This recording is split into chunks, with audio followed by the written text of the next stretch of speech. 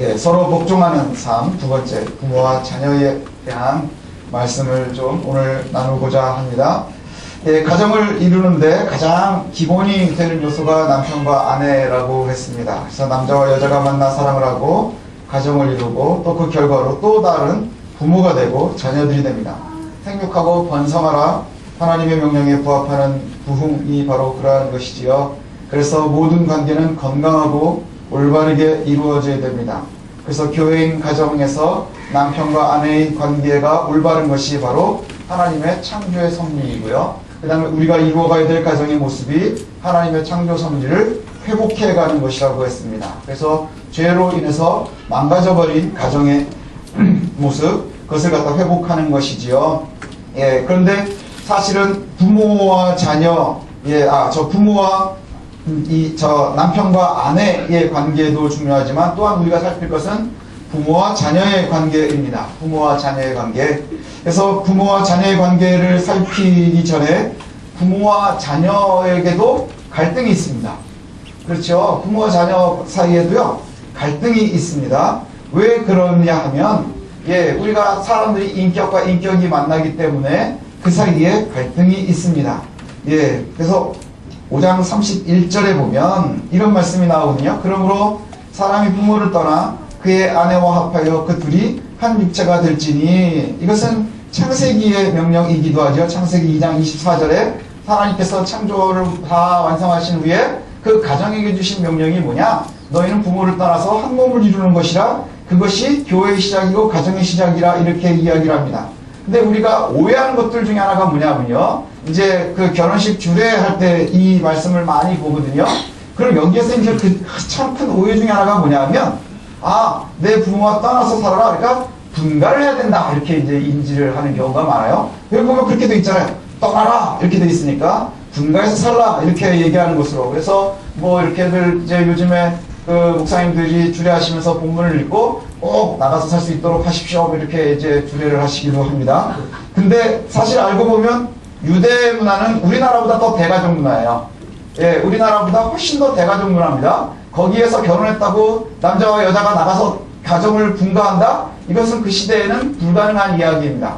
근데 왜 이렇게 하라고 얘기를 할까요? 아주 핵가족 문화는 우리나라보다도 더 유대 문화가 더 멀어요. 근데 단순하게 그냥 다른 주소지에 살아라 하는 이야기가 아니고요. 이 이야기는 뭐냐 하면, 너희가 더 이상 정서적으로, 경제적으로, 문화적으로, 이성적으로 부모에게 매달려 있지 말라는 거예요. 너희들이 독립하라는 것이지요. 그래서 요즘에 뭐 캥거루 부모 뭐 이런 이야기들 많이 나오는데, 더 이상 부모의 정서적, 경제적, 그 다음에 문화적 모든 것에 보호 아래 있으려 하지 말고 너희들이 독립해서 너희의 가정을 이루어 가야 한다, 이 말씀을 하는 거예요. 그래서 여기에는 더 뭘 얘기하느냐? 우선순위의 문제가 시작이 되는 것이죠. 우리는 굉장히 오랫동안 유교의 문화에서 자랐습니다. 그래서 예전에 선교사님들이 들어와가지고 한국을 이렇게 보니까 한국은 불교의 나라구나. 그래서 불교의 나라인 줄 알았더니 한국불을 벗겨보니까 그 안에 유교가 있더라. 그래서 여기는 유교의 나라구나. 그래서 성리학의 나라구나 하고서 그것을 갖다가 잘 연구하다 보니까 한국불을 벗겨보니까 또 그 안에 샤머니즘이 있더라. 뭐 이런 이야기들을 합니다. 기독교인들도 마찬가지예요. 지금 우리가 기독교의 문화를 가지고 있지만, 기독교인으로서 살아가지만 우리의 속에 어떤 문화가 있느냐? 불교적인 요소도 있고요, 유교적인 요소도 있고요, 샤머니즘적인 요소도 있는 거예요. 그래서 우리가 은연중에 가지고 있는 생각들이 뭐가 있느냐 하면 유교적인 요소가 굉장히 많거든요. 그 중에 하나가 뭐냐? 여자들이 해야 되는 일은 남편을 성공시키는 거예요. 그리고 남편을 성공시킨 다음에 뭘 해야 되느냐? 아들을 성공시켜야 되는 거예요. 그리고 그 다음에 또 뭐가 있느냐? 여자는 어려서는 아버지 밑에 있다가, 그 다음에 좀 더 잘하면 남편의 보호 아래 있다가, 그 다음에 더 지난 다음에 아들의 그늘에 있어야 된다, 이렇게 얘기를 한다는 것이죠. 이것이 유교의 이야기라고 한다면 오늘 본문에서 얘기하는 것처럼 성경은 뭘 얘기하느냐? 아니요, 부부가 문제예요.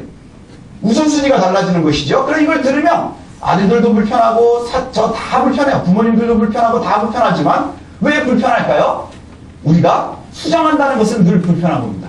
이걸 갖다가 한번 여러분들이요, 테스트하는 제일 좋은 방법이 뭐냐? 집에 가셔서 오른손잡이는 왼손으로 이를 닦고요, 왼손잡이는 오른손으로 이를 닦아 보십시오. 그럼 이가 닦아지는 게 아니라 잇몸을 어지간히 찌를 거예요.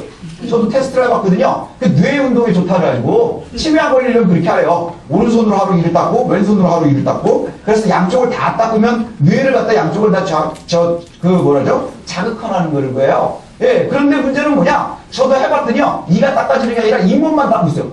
막 저 위에 미천 정도 닦고 있고 이게 안 돼요. 왜 그러냐? 불편함이라는 거예요.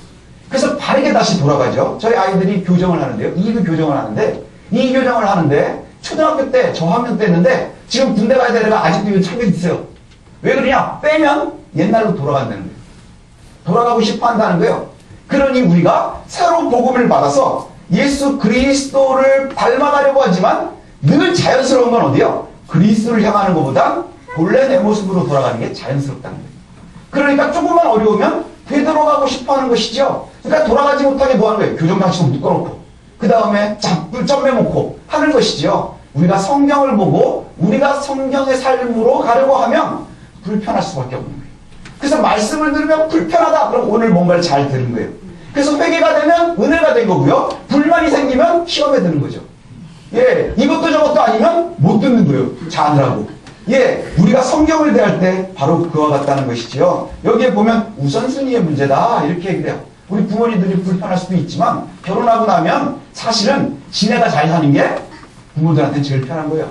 예, 그래서 그렇게 얘기를 합니다. 너희들이 그렇게 독립하는 것이 참으로 중요하다. 그래서 부모와 자녀를 이야기하고요. 그리고 나서 6장 1절부터는 뭘 얘기하느냐.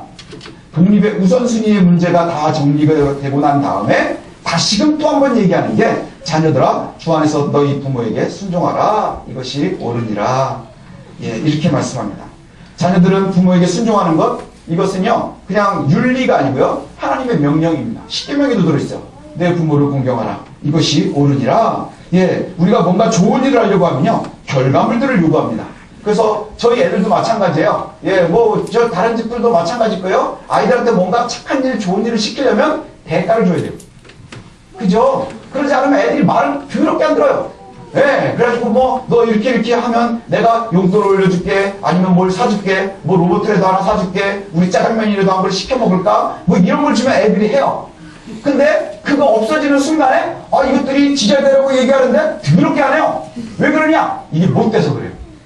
예, 그런데 오늘 성경에 보니까 이렇게 이야기를 합니다. 예, 애들이 묻지요. 왜 공부해야 돼요? 자꾸 공부하라 그러면. 그러면 이제 결과물들을 이야기하면서 우리는 설득을 해야 되거든요. 뭐라고 얘기하냐? 제가 들었을 때 제일 재미있는 답변은 뭐냐? 박명수라고 하는 코미디언이 그렇게 얘기했어요. 니네 열심히 공부해. 그래야 추울 때 추운 데서 일 안 하고 더울 때 더운 데서 일 안 해. 이렇게 얘기했거든요. 예, 우리는 늘 그렇게 얘기하거든요. 그래야 너 돈 잘 벌을 수 있어. 너 그래야 좋은 데 장가도 갈 수 있고 시집도 갈 수 있고 좋은 직장도 얻을 수 있고 큰 집도 사고 큰 차도 살 수 있어. 그래야 훨씬 수월해. 이렇게 이야기를 합니다. 그런데 예, 문제는 어디에 있느냐? 오늘 성경에 보니까 부모에게 순종해야 되는 이유가 있어. 너희들이 왜 부모에게 순종을 해야 됩니까? 그러면은 대체로 우리가 먼저 드는 게 뭐냐? 땅에서 잘 되고 장수할 것이라 약속이 있는 첫 계명이니까 이렇게 얘기를 해요. 그런데 그렇지 않아요. 다윗은 바울은 뭐라고 먼저 얘기하느냐? 너희가 부모에게 순종하라. 왜 순종해야 되냐? 그게 옳은 거야. 성경은요 이렇게 얘기를 해요. 그게 옳은 거야. 우리가 대가를 바라는 게 아니고요. 성경이 우리에게 요구하는 것들은 다 왜 우리에게 하라 그러는 거예요? 그게 옳은 거니까. 왜 우리가 그리스도를 향해서 나아가야 되나요? 불편한데도 우리가 손해를 보는데도 그게 옳으니까. 근데 우리가 자꾸 대가를 생각을 하는 거예요. 그러니 기복신앙으로 빠지는 것이죠. 그래서 애가 대학에 떨어졌는데 하나님 왜 자기를 미워해? 그죠? 걔를 미워했으면 미워한 거지. 예, 그러면서 교회를 떠나요? 그게 왜 그런 거예요? 대가를 자꾸 바라보니까. 그러나 성경은 우리에게 요구하는 게 뭐냐? 부모에게 효도하라. 부모에게 공경하라. 왜 그럽니까? 그게 옳으니까. 옳고 그름의 문제니까. 그렇게 하는 것이 옳으니까. 이렇게 말씀하는 거예요. 그런데 여기에 보니까 주 안에서라는 말이에요. 주 안에서. 주 안에서라는 것이 이제 나오는데 주 안에서라는 것은 뭘 얘기하죠? 예, 우리가 그리스도 안에서라고 얘기하는 것 우리가 에베소서 1장 살피면서 했습니다. 그리스도 안에서 우리가 새 사람이 되었어요. 그리스도로 인해서 우리가 그리스도 안에서 죽음에서 생명으로 옮겨졌거든요. 그리스도 안에서라는 말은 세 가지라고 기억이 나시나요? 그리스도가 수단이 되어서, 그리고 그리스도와 연합하여서, 그리스도의 영역 안에서 우리가 부모에게 공경하라 하는 거예요. 그럼 뭐냐? 그리스도가 수단이 된다는 것은 뭐죠? 우리에게 복 주시는 유일한 도구가 그리스도라는 거예요. 우리가 구원받을 수 있는 유일한 길도 그리스도라는 것이죠. 예, 그 그리스도 안에서, 세상의 문화 안에서가 아니라 그리스도 안에서, 그리스도와 연합하여서, 그리고 세상에서는요, 예, 잘못되어 있는 효도들이 많아요. 왜냐하면 우리는 외모밖에 못 보니까 그냥 잘하면 되게 잘하나 보다 그래요. 근데 예전에 제가 굉장히 좀 충격적인 이 다큐멘터리를 본 게 묘 훔치는 얘기 들어보셨어요?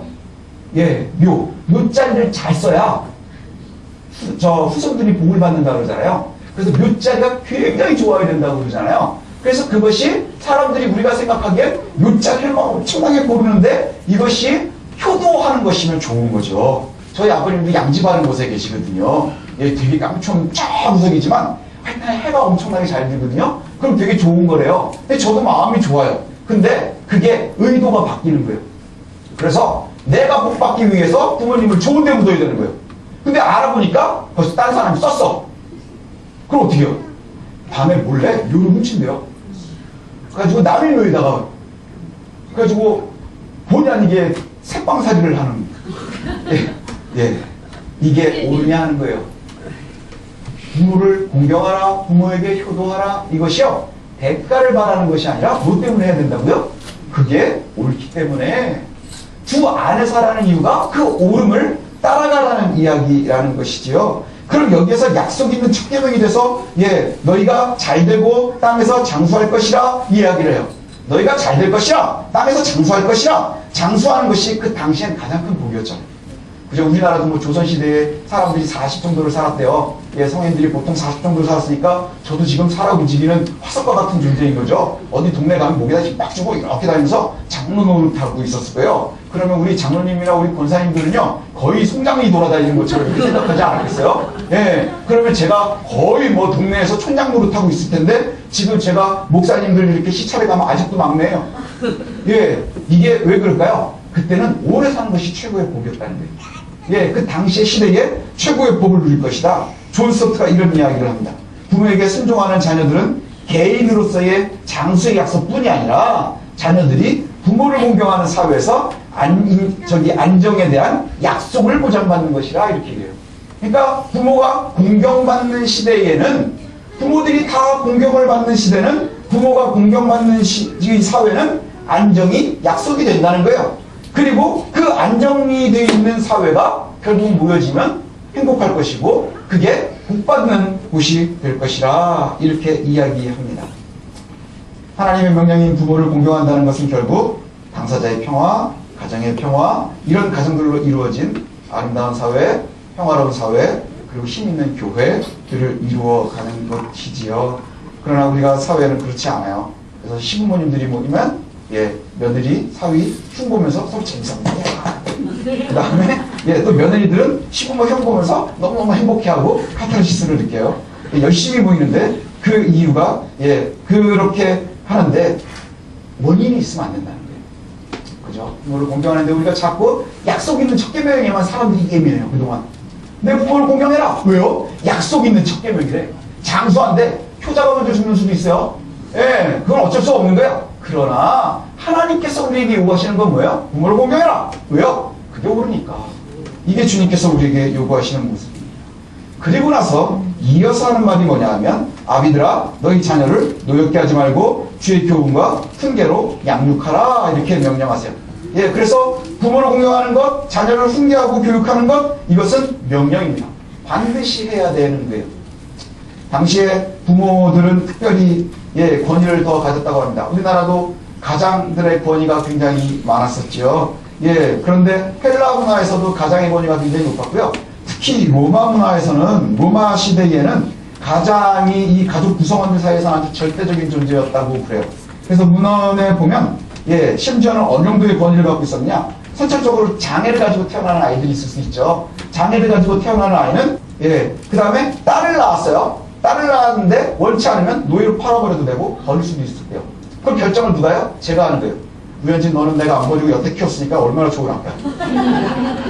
그죠? 그 다음에 우리 아들도 처음에 딱 태어났는데요. 새끼 발가락이 네 번째 발가락보다 긴 거예요. 저는 그게 장애인 줄 알고 얼마나 마음에 힘들었는 줄 알았어요. 내가 너를 안 죽이고 여태 키웠어. 그거 얼마나 좋은 아빠. 예. 그런데 예, 실제로 그와 같았다는 거예요. 그 다음에 성인 자녀들도요, 부모에게 순종하지 않으면 체벌을 가는데 어느 정도까지 가능했느냐? 옥에다 가두는 것이 가능했대요. 집에 옥에다 가두고 그랬대요. 근데 이게 로마 문화뿐이 아니라 유대 문화에도 이런 문헌들이 나오거든요. 매를 굉장히 많이 쳤어요.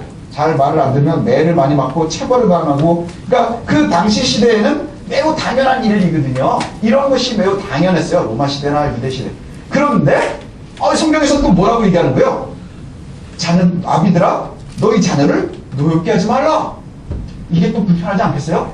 예, 이게 굉장히 불편해지는 거예요. 부모보다 자녀에게 우선순위를 두라. 이게 너무 불편한 것처럼, 이게 우리 세상의 일반적인 문화를 보면 아이들은 맞아야 되는 거예요. 그렇죠? 맞아야 말을 듣는다. 자꾸 그런데 노엽게 하지 말라. 이렇게 얘기하는 거예요. 그러니 이것이 우리에게는 불편하지만, 그러나 성경이 그와 같이 얘기하면 지켜야 되는 거예요. 왜요? 그것이 옳으니까. 그것이 옳으니까. 자녀들을 노엽게 하지 말라. 노엽게 하지 말라는 것은 뭐냐? 마음이 상하지 않도록 하라는 말인데, 그건 자녀들의 마음을 잘 살피라는 얘기예요. 자녀들의 마음을 잘 살피라 하는 것이고요. 자녀들의 마음을 살펴야 하는 이유는 본문에서는 잘 설명하고 있지 않아요. 설명하고 있지 않아서 우리가 뭐 구체적으로는 이야기할 수 없지만, 우리가 앞에 이 에베소서 앞에서 있었던 이야기들을 쭉 살펴보면 왜 그와 같이 되냐? 빛의 자녀로 살아가는 삶. 그러면 우리의 아이들도 하나님께서 주셨기 때문에 그 아이들도 역시 하나님의 은혜를 누리면서 살 수 있도록 해야 되는 거예요. 자녀들이 내 소유물이 아니라는 것이죠. 누구의 것이요? 하나님의 것이요.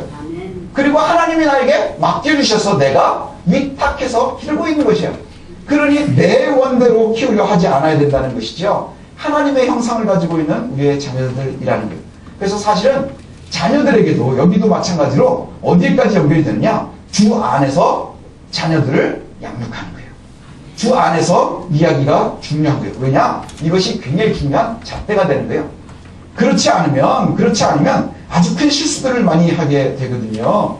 예. 여기에 보면 성경은 자녀들을 노엽게 하지 말고 그들의 인격을 잘 보살피라 이렇게 얘기해요. 그러면 애들은 이걸 듣고 나면 장세열이 그럴 거예요. 아빠가 이제 막 화를 낼 때마다 딱 나를 노엽게 하지 마십시오, 아빠. 예. 그럼 너 한 대 더 맞을 수도 있어. 그러니까 조심해야 돼. 예, 경훈이 너도. 예, 엄마가 이렇게 막 뭐라 그러면 오늘 목사님이 노엽게 하지 말랬는데 나 지금 분노가 생겨요. 그러면은 그렇게 말씀하시면 돼요. 부모에게 공경해. 이것이 옳으니라. 예. 왜 이 말이 되느냐? 여기에서 보면 노엽게 하지 말라. 그리고 잘 양육해야 된다. 근데 양육해야 되는데 룰이 있어요. 뭐냐? 주의 교훈으로, 주의 훈계로 그렇게 하라고도 있어요. 성경학자들은 오늘 우리가 살피는 본문을 자녀들이 직접 듣기를 원했다고요. 그렇게 했을 거라 그래요. 그러니까 우리가 들어서 자녀들을 가르치는 게 아니고요. 자녀들이 함께 예배 가운데 있어서 이 부모에 대한 가르침과 자녀들의 가르침, 이것을 현장에서 배우기를 원했을 것이다. 이렇게 얘기를 합니다. 그러니 우리가 사실은 아이들이 잘 알아듣지 못하는 것 같아도 여기서 막 주리를 틀고 이렇게 앞에서 보면 한 대씩 때려가면서 우리가 예배를 드리고 싶지만 그럼에도 불구하고 함께 예배를 해야 되는 이유가 뭐냐? 이것이 바로 옳으니까. 이게 옳으니까. 어릴 때부터 뭘로 가르쳐야 된다고요? 주의 말씀으로 가르칠 것을 요구하고 있어요. 그래서 첫 번째 양육의 방법이 뭐냐? 주의 교훈이라는 거예요. 주의 교훈. 주의 교훈이 이들의 삶에 자연스럽게 어려서부터 들어가는 것이 참 중요하겠죠. 여러분들이 힘든 이유가 뭐예요? 교정을 하고 있으니까 힘든 거예요. 근데 애초에 잘난 이는 복인 거예요. 그렇지 않나요? 이가 났는데 구두로 났어. 그러니까 이걸 갖다가 부모님이 열심히 교정을 해서 10년, 20년 걸려가지고 잘 그냥 이뻐지는 것보다 애초에 우리 부모님은 교정해줄 능력이 없는데 네가 고르게 났어. 어느 게 더 복이에요? 네가 고르게 나는 게 복인 거예요. 주의 교훈으로, 주의 훈계로, 주의 말씀으로 양육해야 되는 이유가 바로 거기에 있습니다.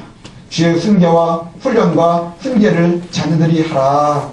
그래서 내 아들, 딸이기 이전에 누구의 아들, 딸이기 때문에요? 주의 자녀이기 때문에, 하나님의 자녀이기 때문에 그래요. 기독 가정에서 일어나는 제일 큰 어려움 중에 하나가 뭐냐? 부모의 불일치라고 그래요. 부모의 불일치. 부모가 신앙의 연륜이 길고, 그래서 신앙생활이 너무 잘하고 있어요. 목회자의 자녀, 그 다음에 저 중직자들의 자녀, 그 다음에 오랫동안 신앙생활을 한 자녀들. 그 자녀들이 힘들어하는 것들 중에 하나가 뭐냐? 늘 기도하고 열심히 생활하시고 그런단 말이죠. 그런데 우리가 조심해야 되는 것이 있어요. 저와 여러분, 저도 마찬가지지요. 내가 조심해야 되는 게 뭐냐? 늘 기도합니다. 저도 아이들 위해서 늘 기도하거든요. 예, 심지어는 예, 이제 20살 갓 넘은 녀석 예, 배우자를 위해서 기도해달라 해서 제가 기도를 해요.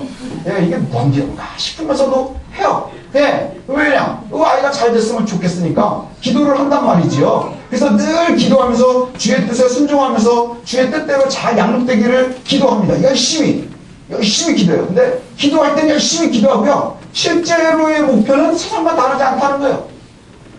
기도할 때는 하나님한테 요구하면서 실제로는 세상과 다르지 않은 거예요. 믿음을 따른다고 얘기하는데 실제 아주 결정적인 순간순간에는 여전히 세상의 가치와 원리를 따라가고 있다는 거예요. 그래서 부모님들이 왜곡된 방식으로 교육하는 경우가 많대요. 교육의 방법이 틀리고 내용이 틀려져 버리는 거예요. 예, 우리가 2장할 때 에베소서 2장할 때 썼던 예화거든요. 들으시면 기억하실 거예요. 어떤 한 권사님이 성인이 된 딸을 이렇게 딱 보면서 이제 너도 어른이 됐으니까 이제 남자를 골라야 되지 않겠느냐? 남자를 잘 고르는 법을 내가 알려줄게. 기억나시나요? 첫 번째 어떤 남자여야 되느냐? 그랬더니 예수를 잘 믿는 사람이어야 돼. 왜냐하면 그래야 네가 편안하게 신앙생활을 할 수 있으니까. 예수를 잘 믿는 사람으로 그렇게 선택해. 그 다음에 두 번째는 얼굴이 검은 사람은 안 돼. 예. 그리고 여기서 보면 우리 교회 이 집사님들은 다 여자 집사님들 시집을 잘 가신 거예요. 다 얼굴이 어마어마하게 하여. 오히려 여자들이 조금 더 강한 것 같아요. 예, 왜 그러냐? 예, 얼굴이 검은 사람은 간이 나쁜 거야. 그래서 건강이 안 좋으니까 건강이 나쁘면 예, 아내들이 고생하니까 그러니까 건강한 사람을 위해서 얼굴이 검은 사람은 안 돼. 그리고 세 번째는 뭐냐? 호남은 안 돼. 전라도는 안 돼. 왜요? 우린 경상도야. 이렇게 되면 앞에 있는 것들이 다 묻혀버리는 거예요. 그죠? 예수를 잘 믿어야 돼. 근데 경상도 교회가 다르고 전라도 교회가 달라요. 제주도 교회가 달라요. 성경에 어디 그렇게 돼 있어요? 그렇지 않거든요. 그 뒤에 전라도는 안 돼. 이것이 모든 것을 다 없애버립니다. 모든 걸 다 없애버립니다.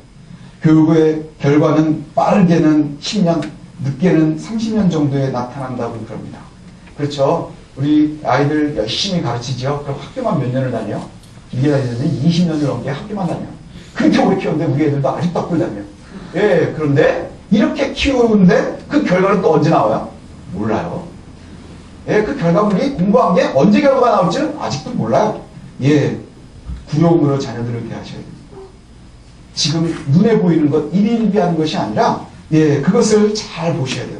주 안에서 어떻게 하는 것이 옳은가. 늘 고민하실 때 그걸 고민하셔야 돼요. 내가 좋은 대학을 갈까? 좋은 곳에 갈까? 이것을 고민하는 게 아니라 이 아이가 주의 은혜 안에서 자랄까? 예, 주의 뜻대로 자랄까? 이것을 고민하셔야 되는 거예요.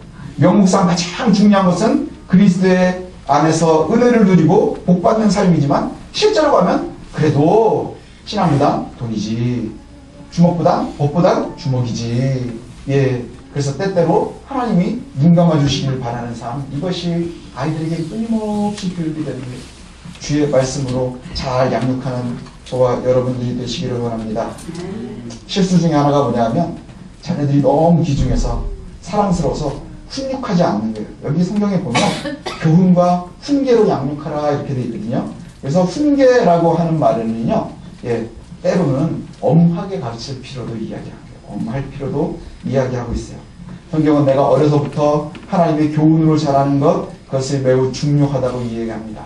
어려서부터 좋은 신앙으로 잘 자란 사람의 대표적인 게 바로 디모데지요. 그래서 디모데는 바울이 디모데에게 이야기할 때 내가 어려서 배운 대로, 내 부모에게 배운 대로. 디모데는 흠잡을 데 없는 바울의 영적인 자녀예요. 아들이에요. 그런데 그 아이를 바울이 기른 게 아니라 누가 기른 거예요? 그의 어머니와 외조모가. 예, 이것이 참으로 중요하죠. 모세도 그랬거든요. 모세를 바라보면 어려서부터 특별히 인정으로 하나님께서 죽으면서 살리셨어요. 그쵸? 그래서 다 애들이 죽을 때 몰래 살려주시고 그 다음에 강에다가 뿌려냈는데도 그걸 갖다가 아주 안전한 곳까지 흘러가게 하셨어요. 그런데 누가 길렀어요? 친모가 길렀어요. 하나님의 은혜 안에서 기르도록 한 거예요. 이것이 참으로 중요하다는 것이지요. 이제 우리가 두 주에 걸쳐서 빛의 자녀들이 이루는 가정, 부부의 모습, 그 다음에 부모와 자녀의 관계를 살폈습니다. 때에 따라서는 우리가 불편할 수 있어요. 이것이 너무너무 불편하죠. 그러나 왜 불편함을 감수해야 돼요? 틀린 것을 교정할 땐 불편한 거예요. 이 교정을 처음에 넣으면 아프기도 하대요. 심지어는 자리가 없으면 빼기도 해야 돼요. 이것이 바로 고른 일을 갖기 위해 노력해야 되는 거예요. 그러나 우리는 교정해 가면서 불편해도 자녀들을 기르는 데에는 옳은 이가 나오기를 원하는, 그 다음에 저와 여러분들이 그 가정을 통해서 하나님의 은혜를 누리기를 원하는 것, 이것이 참 중요하죠. 그래서 저와 여러분들이요 꼭 기억하십시오. 가정이 교회인 것을, 그리고 그 가정 안에 하나님께서 주시는 은혜가 넘쳐야 됨을, 주의 은혜의 모습, 그리고 주께서 원하시는 그 천국의 모습이 가정에서부터 이루어져야 됨을 꼭 기억하시는 저와 여러분들이 되시기를 소원합니다. 그래서 성숙한 그리스도인이라고 한다면 훈련 없이는 될 수가 없어요. 그 불편함을 이겨가면서 우리가 성화되어 가는 거예요. 그리스도인으로 살아가는 것은 늘 불편하며, 그 불편함이 익숙해질 때까지 내가 노력하고 그 다음에 하나님을 의지해 가는 거예요. 내 힘으로 혼자 안 되니까 와이어 껴가지고 철사로 딱 묶어놓는 것처럼 하나님께서 우리를 꽉 묶어놓는 거예요. 그러면 때로는 불편하죠. 그러나 우리가 불편해서 떼놓으면 다시 옛날로 돌아가는 거예요. 불편에도 매여 달려있는 것, 이것이 바로 성화되어진 사람들의 모습임을 기억하시길 바랍니다. 그래서 우리가 상호 복종하는 것, 세상에서는 말하지 않아요. 상호 복종이 세상에 어디 있어요? 그러나 주께서 우리에게 요구하시는 건 뭐예요? 부부가, 그 다음에 부모와 자녀가, 가정 안에서의 모든 멤버들이 다 뭘 하기를 원하는 거예요? 상호 복종하기를 원하고 있어요. 이것이 주의 뜻임을 기억하시고, 우리가 불편하고 힘들고 어색하고 어려울지라도 능히 감당하고 능히 이겨나갈 수 있는 저와 여러분들, 그래서 가장 기본이 되는 가정에서 하나님의 나라를 이루어 가시는 우리들 되시기를 소원합니다.